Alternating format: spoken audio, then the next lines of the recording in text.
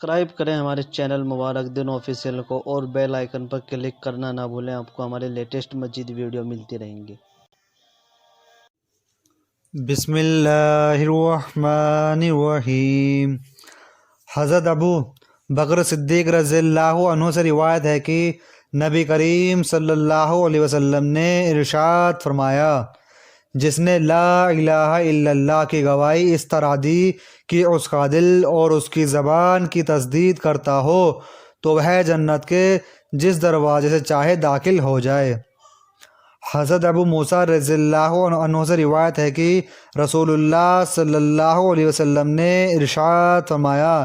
خوشخبری لو اور دوسروں کو بھی خوشخبری دے دو کہ جو آدمی سچے دل سے لا الہ الا اللہ کا اقرار کرے وہ جنت میں داخل ہوگا۔ حضرت ابو درداء رضی اللہ عنہ سے روایت ہے کہ رسول اللہ صلی اللہ علیہ وسلم نے ارشاد فرمایا، جو آدمی اخلاص کے ساتھ اس بات کی گواہی دے کہ اللہ تعالیٰ کے سوا کوئی معبود نہیں اور محمد صلی اللہ علیہ وسلم اس کے بندے اور اس کے رسول ہیں، وہ جنت میں داخل ہوگا۔ حضرت ابو درداء رضی اللہ عنہ سے روایت ہے کہ نبی کریم صلی اللہ علیہ وسلم نے ارشاد فرمایا، ہر چیز کی ایک حقیقت ہوتی ہے، کوئی بندہ اس وقت تک ایمان کی حقیقت کو نہیں پہنچ سکتا جب تک کہ اس کا پکا یقین نہ ہو کہ جو حالات اس کو پیش آئیں وہ آنے ہی تھے اور جو حالات اس پر نہیں آئے وہ آ ہی نہیں سکتے تھے۔ فائدہ: انسان جن حالات میں بھی دو چار ہو اس بات کا یقین ہونا چاہیے کہ جو کچھ بھی پیش آیا وہ اللہ کی طرف سے مقدر تھا اور معلوم نہیں کہ اس میں میرے لیے خیر بھلائی چھپی ہوئی ہو۔ تقدیر پر یقین انسان کے ایمان کی حفاظت اور وسوسوں سے اطمینان کا ذریعہ ہے۔ حضرت ابو ہریرہ رضی اللہ عنہ رسول اللہ صلی اللہ علیہ وسلم کا ارشاد نقل فرماتے ہیں کہ میری اور مجھ سے پہلے انبیاء علیہ السلام کی مثال ایسی ہے جیسے ایک آدمی نے گھر بنایا ہو اور اس میں ہر طرح کا حسن اور خوبصورتی پیدا کی ہو، لیکن گھر کے کسی کونے میں ایک اینٹ کی جگہ چھوڑ دی ہو۔ اب لوگ مکان کے چاروں طرف گھومتے ہیں، مکان کی خوشنمائی کو پسند کرتے ہیں، لیکن یہ بھی کہتے ہیں کہ یہاں پر ایک اینٹ کیوں نہیں رکھی گئی، تو میں وہ ایک اینٹ ہوں اور میں آخری نبی ہوں۔ حضرت ابو ہریرہ رضی اللہ عنہ سے روایت ہے کہ رسول اللہ صلی اللہ علیہ وسلم نے ارشاد فرمایا، مؤذن کے گناہ وہاں تک معاف کر دیے جاتے ہیں جہاں تک اس کی آواز پہنچتی ہے، یعنی اگر اتنی دوری تک کی جگہ اس کے گناہوں سے بھر جائے تو بھی وہ سب گناہ معاف کر دیے جاتے ہیں۔ جاندار و بیزان جو مؤذن کی آواز سنتے ہیں وہ سب قیامت کے دن اس کے لیے گواہی دیں گے۔ مؤذن کی آواز پر نماز میں آنے والے 25 نمازوں کا ثواب لکھ دیا جاتا ہے اور ایک نماز سے پچھلی نماز تک کے درمیان وقت کے گناہ معاف کر دیے جاتے ہیں۔ حضرت برا بن عازب رضی اللہ عنہما سے روایت ہے کہ رسول اللہ صلی اللہ علیہ وسلم نے ارشاد فرمایا، بے شک اللہ تعالیٰ اگلی صف والوں پر رحمت بھیجتے ہیں، فرشتے ان کے لیے دعا رحمت کرتے ہیں اور مؤذن کے اتنے ہی زیادہ گناہ معاف کر دیے جاتے ہیں جتنی حد تک وہ اپنی آواز بلند کرے۔ جو جاندار و بیزان اس کی آواز کو سنتے ہیں اس کی تصدیق کرتے ہیں اور مؤذن کو ان تمام نمازیوں کے برابر ثواب ملتا ہے جنہوں نے اس کے ساتھ نماز پڑھی۔ فائدہ: کچھ علماء نے حدیث شریف کے دوسرے جملے کا یہ مطلب بھی بیان فرمایا ہے کہ مؤذن کے گناہ جو اذان دینے کی جگہ سے اذان کی آواز پہنچنے کی جگہ تک کے درمیانی علاقے میں ہوئے سب معاف کر دیے جاتے ہیں۔ ایک مطلب یہ بھی بیان کیا گیا ہے کہ مؤذن کی آواز کی اذان کی آواز جہاں تک پہنچتی ہے وہاں تک کے رہنے والے لوگوں کے گناہوں کو مؤذن کی سفارش کی وجہ سے معاف کر دیا جائے گا۔ اے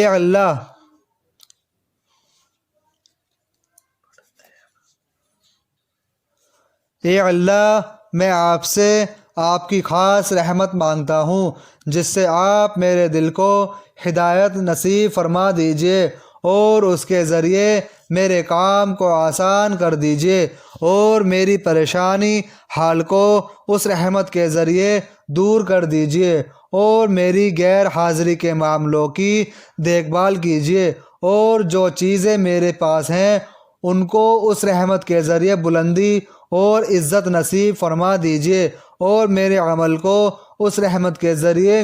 شرک و دکھاوے سے پاک کر دیجئے اور میرے دل میں اس رحمت کے ذریعے وہی بات ڈالیے جو میرے لیے صحیح اور مناسب ہو۔ جس چیز سے مجھے محبت ہو وہ مجھے اس رحمت کے ذریعے عطا کیجئے اور اس رحمت کے ذریعے میری ہر برائی سے حفاظت کیجئے۔ اے اللہ مجھے ایسا ایمان اور یقین نصیب کیجئے جس کے بعد کسی قسم کا بھی کفر نہ ہو اور مجھے اپنی وہ رحمت عطا کیجئے جس کے طفیل مجھے دنیا و آخرت میں اپنی طرف سے عزت و شرف کا مقام حاصل ہو جائے۔ اے اللہ میں آپ سے فیصلوں کی درستگی اور اپنے یہاں شہیدوں والی مہمانی اور خوش نصیبوں والی زندگی اور دشمنوں کے مقابلے میں اپنی مدد کا سوال کرتا ہوں۔ اے اللہ میں آپ کے سامنے اپنی حاجت پیش کرتا ہوں اگرچہ میری عقل ناقص ہے اور میرا عمل کمزور ہے اور میں اپنی رحمت کا محتاج ہوں۔ اے کام بنانے والے اور دلوں کو شفا دینے والے، جس طرح آپ اپنی قدرت سے ایک ساتھ بہنے والے سمندر کو ایک دوسرے سے جدا رکھتے ہیں کہ کھارا میٹھے سے الگ رہتا ہے اور میٹھا کھارے سے الگ رہتا ہے، اسی طرح میں آپ سے سوال کرتا ہوں کہ آپ مجھے جہنم کی آگ سے اور اس عذاب سے جس کو دیکھ کر آدمی شور کرنے موت کی دعا مانگنے لگے اور قبر کی آواز سے دور رکھیے۔ اے اللہ جس بھلائی تک میری عقل نہ پہنچ سکی اور میرا عمل اس بھلائی کے حاصل کرنے میں کمزور رہا اور میری نیت بھی اس تک نہ پہنچ سکی اور میں نے آپ سے اس بھلائی کی درخواست بھی نہ کی ہو جس کا آپ نے اپنی مخلوق میں کسی بندے سے وعدہ فرمایا ہو، یا کوئی ایسی بھلائی ہو جس کو آپ اپنے بندوں میں سے کسی کو دینے والے ہو۔ اے سارے جہانوں کے پالنے والے، میں بھی آپ سے اس بھلائی کا خواہش مند ہوں اور آپ کو آپ کی رحمت کے وسیلے سے مانگتا ہوں۔ اے مضبوط عہد والے اور نیک کاموں کے مالک اللہ، میں آپ سے عذاب کے دن امن کا اور قیامت کے دن جنت میں ان لوگوں کے ساتھ رہنے کا سوال کرتا ہوں جو آپ کے مقرب اور آپ کے دربار میں حاضر رہنے والے، رکوع و سجدے میں پڑے رہنے والے اور عہدوں کو پورا کرنے والے۔ بے شک آپ بڑے مہربان اور بہت محبت فرمانے والے ہیں اور بے شک آپ جو چاہتے ہیں کرتے ہیں۔ اے اللہ دوسروں کی بھلائی کی راہ دکھانے والا اور خود ہدایت پانے والا بنا دیجئے۔ ایسا نہ کیجئے ہم خود بھی گمراہ ہو جائیں اور دوسروں کو بھی گمراہ کرنے والے ہوں۔ آپ کے دوستوں سے ہماری صلح ہو، آپ کے دشمنوں کے ہم دشمن ہوں۔ جو آپ سے محبت رکھے ہم آپ کے دشمنوں کے ہم بھی دشمن ہوں۔ جو آپ سے محبت رکھے اور آپ کی اس محبت کی وجہ سے اس سے محبت کریں، اور جو آپ کا مخالف ہو ہم آپ کی اس دشمنی کی وجہ سے اس سے دشمنی کریں۔ اے اللہ یہ دعا کرنا میرا کام ہے اور قبول کرنا آپ کا کام ہے، اور یہ میری کوشش ہے اور بھروسہ ہے آپ کی ذات پر۔ اے اللہ میرے دل میں نور ڈال دیجئے اور میری قبر کو نورانی کر دیجئے۔ میرے آگے میرے آگے نور، پیچھے نور، میرے دائیں نور، میرے بائیں نور، میرے اوپر نور اور میرے نیچے نور، یعنی میرے ہر طرف آپ کا ہی نور ہو، اور میرے کانوں میں نور، میری آنکھوں میں نور، میری روح میں نور، میری کھال میں نور، میرے گوشت میں نور، میرے خون میں نور، میری ہڈی ہڈی میں نور ہی نور کر دے۔ اے اللہ میرے نور کو بڑھا دیجئے، مجھ کو نور عطا کر دیجئے اور میرے لیے نور مقدر فرما دیجئے۔ پاک ہے وہ ذات عزت جس کی چادر ہے اور اس کا فرمان عزت والا ہے، شرافت و بزرگی جس کا لباس ہے اور اس کی بخشش ہے۔ پاک ہے وہ ذات کی ہر عیب سے پاکی صرف اس کی شائن شان ہے۔ پاک ہے وہ ذات جو بڑے فضل اور نعمتوں والی ہے، پاک ہے وہ ذات جو بڑے شرف و کرم والی ہے، اور پاک ہے وہ ذات جو بڑے جلال و اکرام کی مالک ہے۔